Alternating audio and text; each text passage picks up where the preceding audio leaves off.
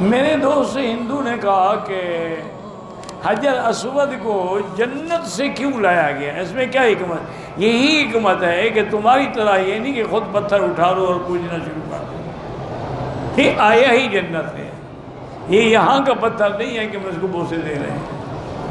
اس لیے تمہارے عقیدے کو باطل کرنے کے لیے اللہ نے اسے جنت سے بھیجا۔ اگر ہم نے پتھر کو ہی بوسا دینا تو باقی پورا کعبے کے پتھر بھی تو موجود ہے، ہم ان کو بوسا کیوں نہیں دیتے؟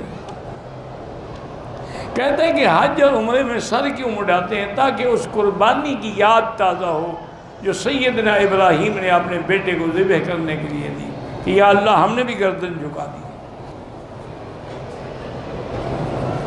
میں سرکاری ملازم ہوں، بینک سے قرضہ لے کے عمرہ بالکل نہ لیں، گھر کے لیے بھی نہ لیں، عمرے کو کیوں؟ عمرہ کرنا کوئی فرض تھوڑا ہے کہ قرضے لو اور وہ بھی سود پر۔